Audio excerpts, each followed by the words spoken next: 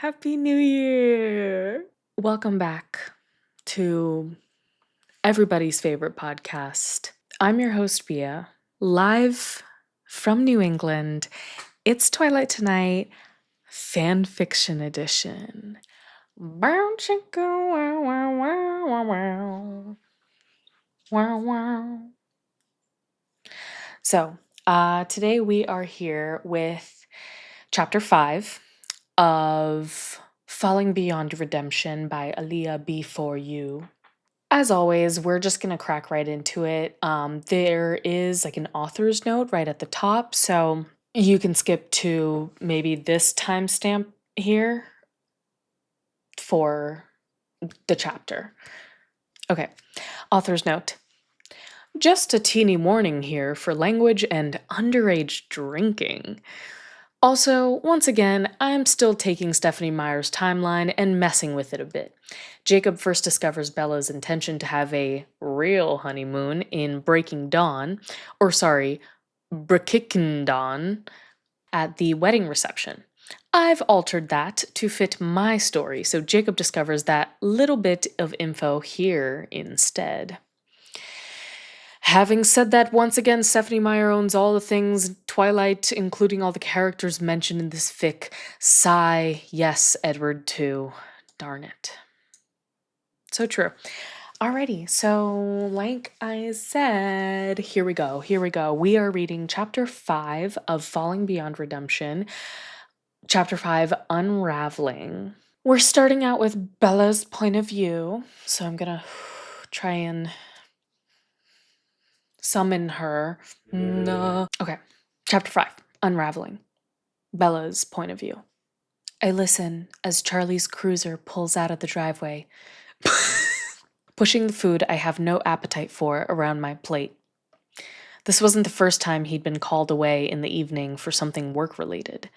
Being the chief of police in a town the size of Forks wasn't exactly high risk or overly exciting, but stuff happened from time to time. Still, I wouldn't be surprised if he had somehow arranged for this. It's been pretty clear tonight that he's hoping Jacob and I will reconcile our differences. Again, if he had any real idea how complicated those differences are, I can feel Jacob looking at me. The tension that we've managed to avoid why Charlie... Okay. So there's a slight typo, but that's okay. The tension that we'd managed to avoid, why Charlie had still been here, hovers between us. I think they meant to say while. I brush a stray strand of hair behind my ear and finally look up at him. He's already eaten his meal and the remainder of the salad, the rolls, and my unwanted baked potato. Why unwanted? The sun goes down, the stars come out. Glancing down at my nearly untouched plate, he grins. Practicing for the days ahead when food will be strictly in liquid form there, Bella? He asks, unable to keep a tinge of bitterness from adding acid to his words. Really, Jacob? I ask him, with a shake of my head. You really want to go there now? He shrugs and looks away for a minute before heaving a tired sigh. I don't know. Nah, sorry. He gives me one of his patented, I'm a good guy, remember me, your former best friend smirks, and I can't help but smile back. He reaches across the table and grabs a wine bottle, fishes a utility knife out of his pocket, and pulls the cork free. Pouring some in each of our glasses, he drains his own without putting the bottle down and then refills it. I pick up my own and sniff cautiously. This isn't non-alcoholic wine, is it? The fumes, in fact, are strong enough to make my eyes water.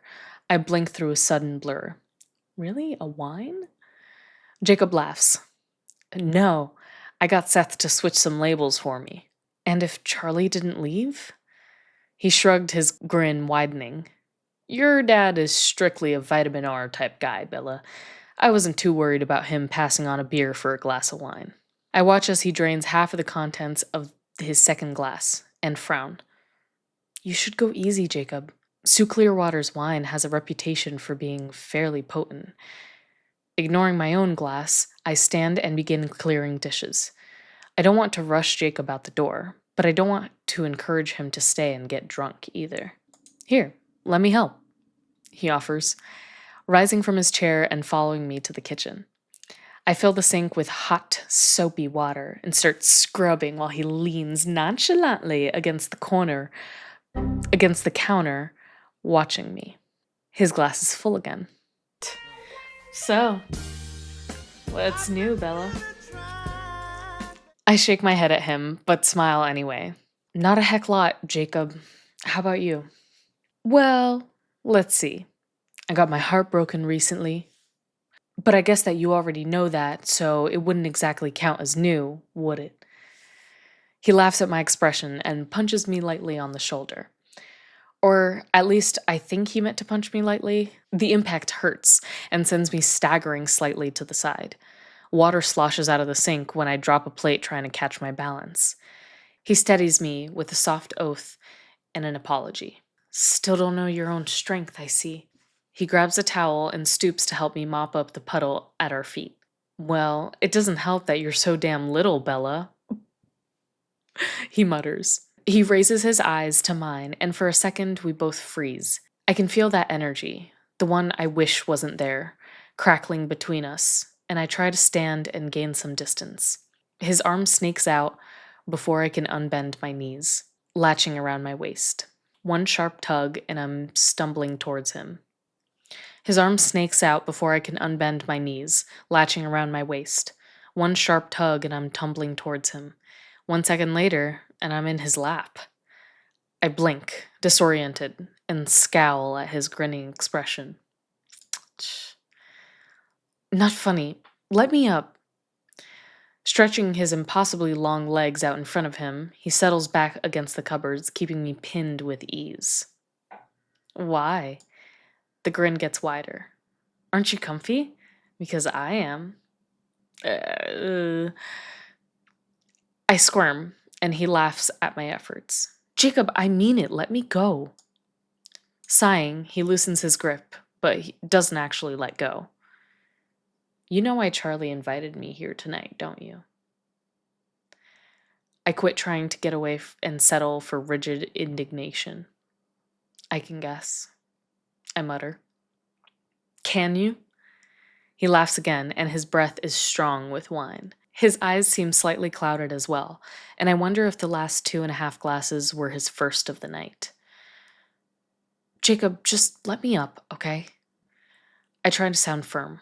The shock of being this close to him again, however, makes me sound more breathless than anything. He ignores me, again.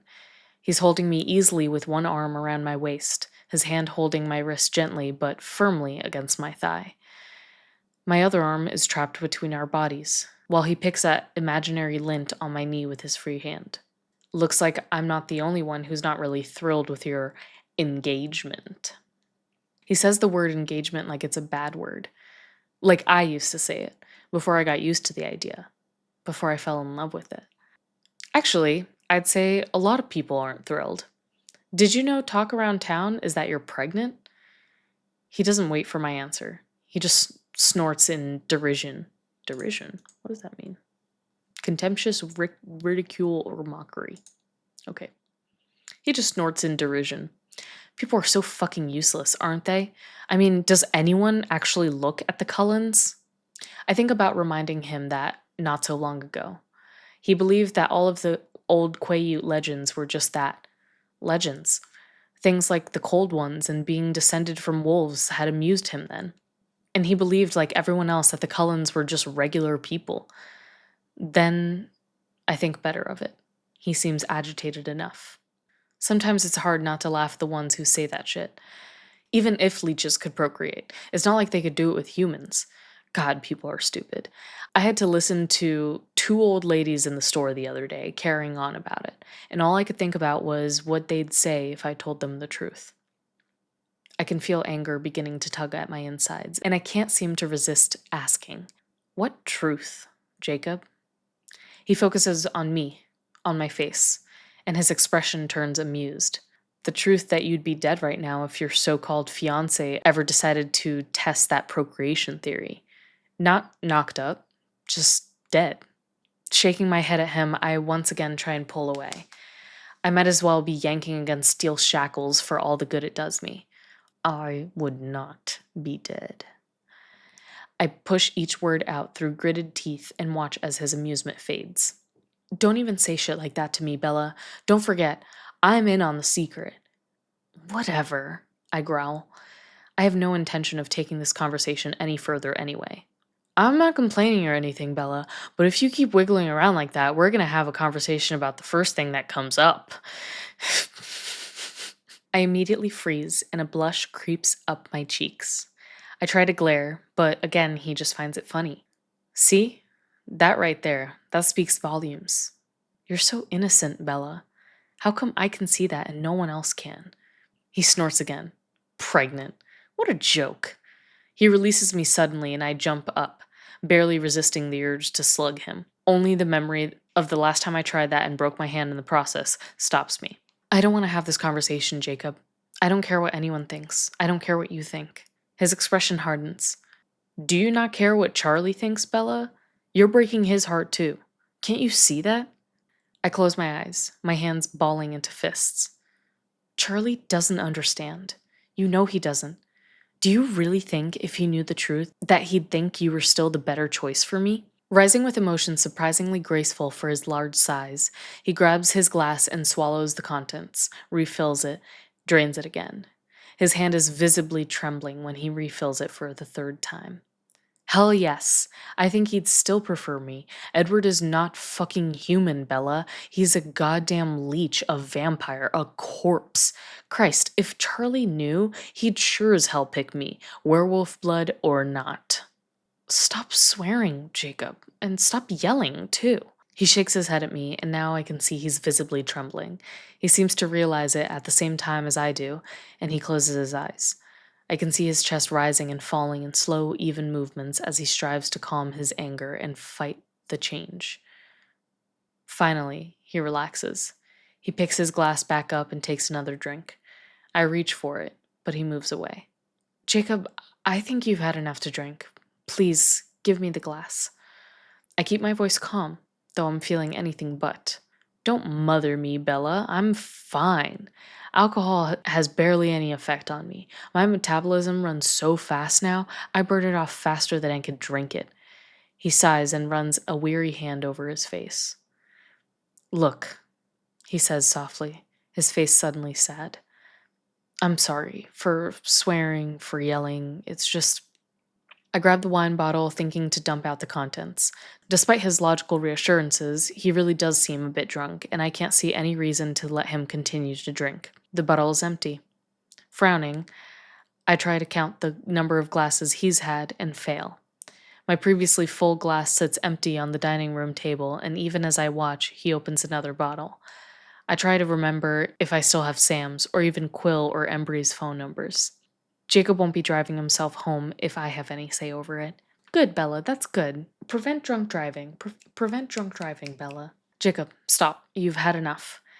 He waves me away as I reach again for the new bottle, continuing as though he'd never stopped. His voice takes on an almost pleading edge. I can't stand this, Bella. I mean, it's hard enough knowing that you've decided to become... He groans, and the look in his eyes hurts my heart. But this wedding, this fake marriage, the fake honeymoon, all of it, it's just too much. What's the point? You don't need any of it. Why don't you just get married after? He curses again softly, unable to say the words. Grunting, he pins me with his gaze, his expression confused, irritated.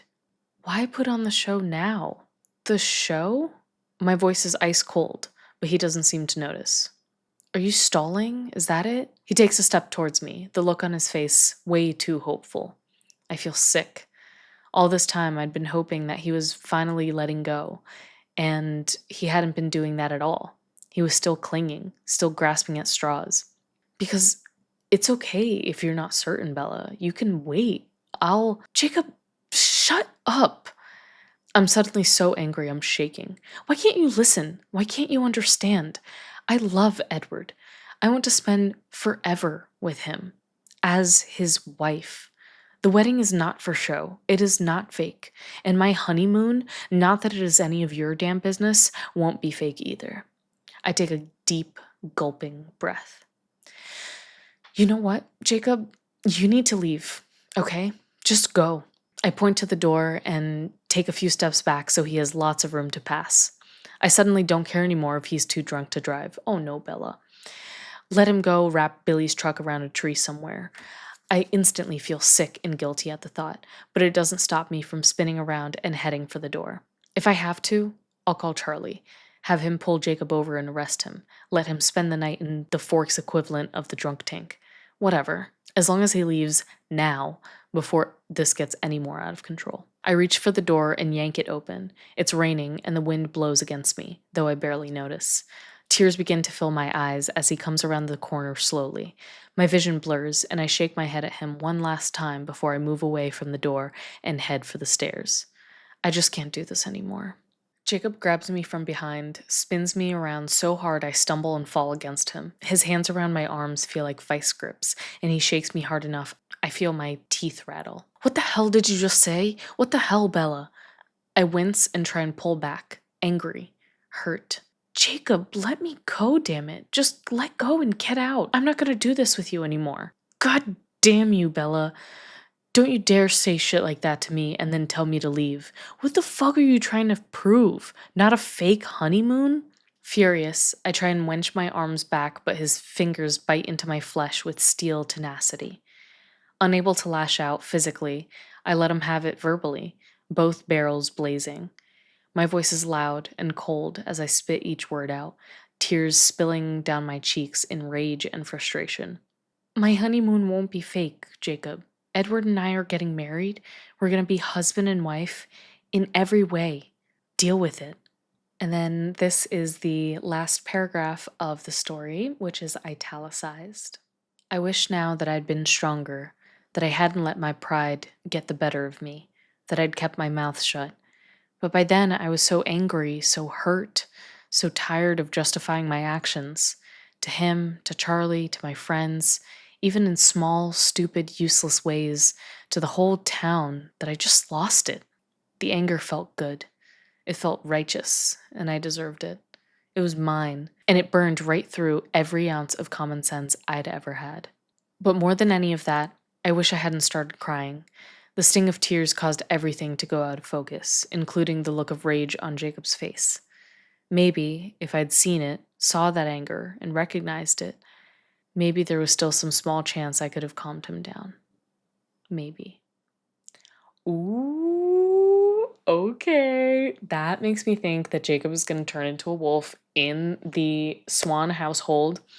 I literally cannot wait for the next episode. This is so exciting. I hope you guys really like this. This was a good back and forth between Jacob and Bella.